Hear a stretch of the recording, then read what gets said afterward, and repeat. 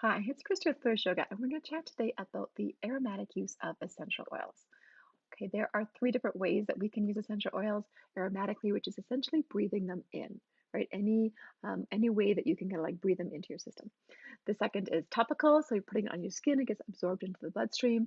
And then the third is internal use, which is when you would take it internally in terms of like a drop of water or in a veggie cap, or even putting it on the roof of your mouth. Okay, so today we're just going to focus primarily on this use of aromatic. Okay, and so the different ways or methods that we can, access this delivery system for essential oils is using a diffuser or even spraying it like a room spray works, inhaling it from your hands, putting a drop there, breathing it in, diffusing it on your jewelry or clothing so that you can have like little lava beads that you can put the oils on, and that will just slowly release that essence or that kind of volatile nature.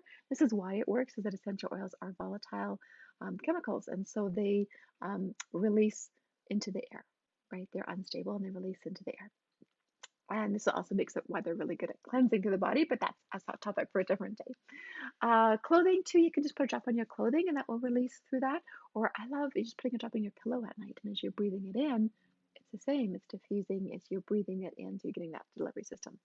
Oh, another favorite of mine is doing the swipe under the nose. I love to do this when I'm out, like on the chairlift, on this when I'm going skiing. You just have that natural tendency for your nose to drip.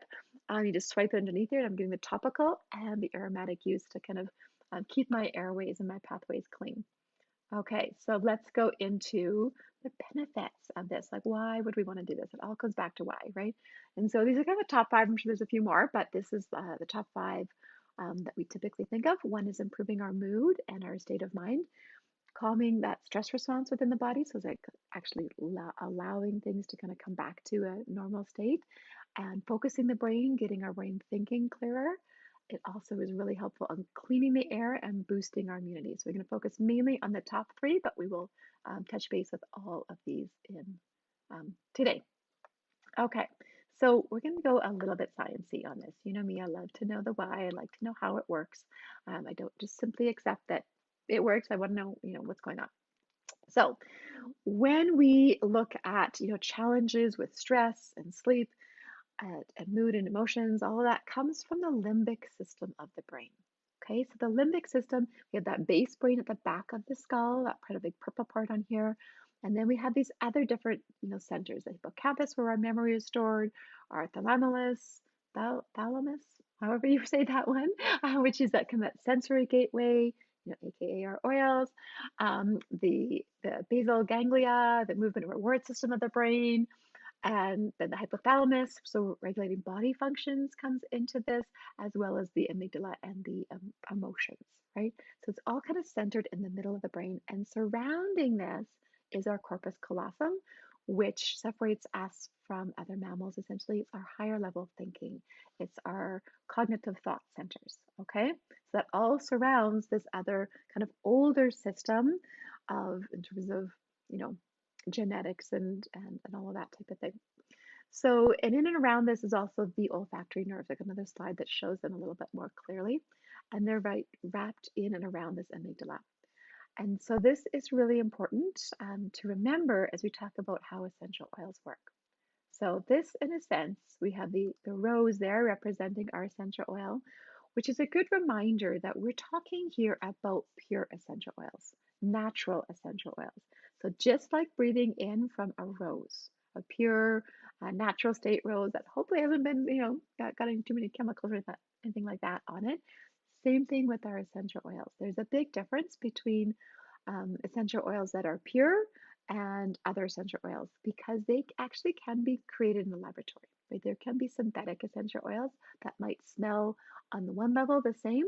They will have different reactions within the body. They simply have different chemistry. And so it's all about chemistry, it's all about science. We're looking for the purest and the complete form of the chemistry that is going to cause these reactions within the body. Whenever we're looking at therapeutic use, we're looking at 100% pure essential oils, and we're looking at oils that were sourced from, certain soil conditions, light conditions, all of that create that special unique chemistry that we're looking for to create the result that we want, right? So be particular, be picky about the essential oils that you use. because I would say there's roughly about 2 or 3% of the essential oils out there that are actually pure, and that come from that pure source. So, make informed choices as to how you do that. So, to do this, let's just simulate this within your own body. Okay, so take a drop of oil, if you have one there, put it in your hand, and we're going to breathe it in just like that, Rose. So, take it in there. Oh, nice deep cleansing breath, right? I've got wild orange, which is known to be like that oil of abundance and a really good mood lifter. It's a really good one for shifting your mood and how I'm going to talk about how this works. Okay, so these chemical constituents, so as you that little drop of oil, there was just, millions of little molecules inside of that, right? They're so, so small. As you breathe them in, they're coming into contact. So A, it's going to come into your respiratory system. Those little tiny droplets are actually going to have a internal response within the body. They'll have a topical. They'll touch things, right, as they're going in there. So we're not going to focus on that aspect. We're going to focus more on this olfactory bulb and how it connects into this limbic system of the brain.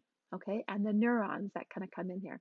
So your olfactory neuron runs right in alongside there. So that nerve system is right, as you go by. It's actually, if you pinch your nose right in here, it's right underneath there, kind of runs right up there.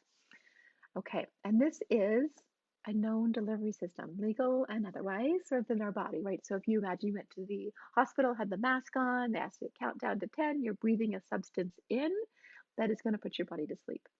The same, it's going to like relax your body, it's going to take away the pain receptors, all that type of thing from that chemical that you breathed in.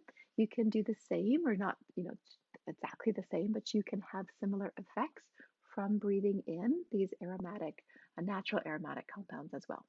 Okay, so one thing it does is it comes in to the interacts with our corpus callosum. Okay, and I'm going to flip back on this one just for a moment because I love this diagram here.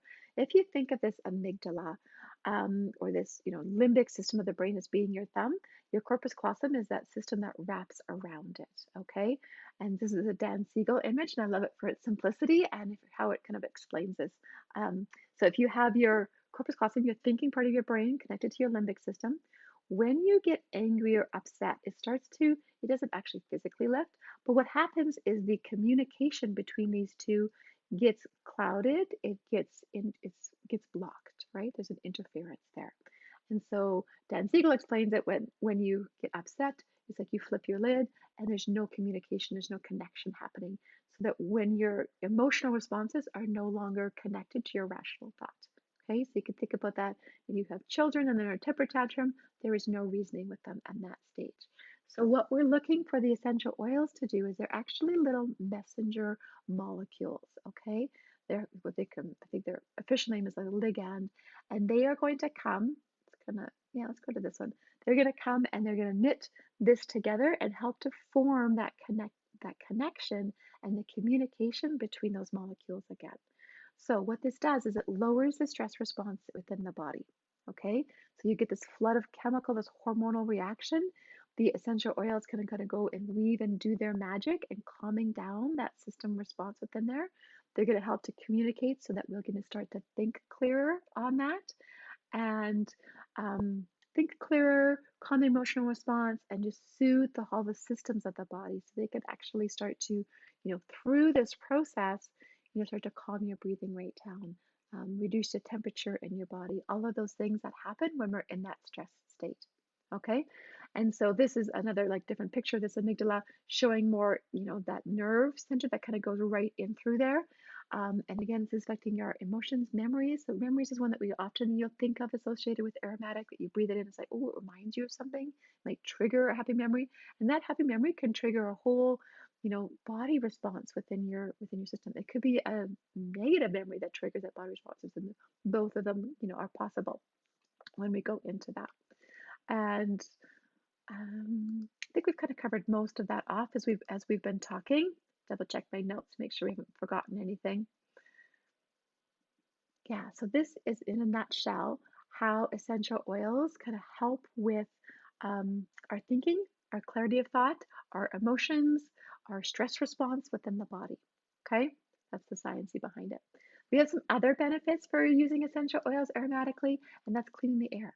So essential oils have, their chemistry is different between what oil you use. So they're not all antimicrobial, but many of them might be. And then antibacterial, antifungal, they have all these different properties.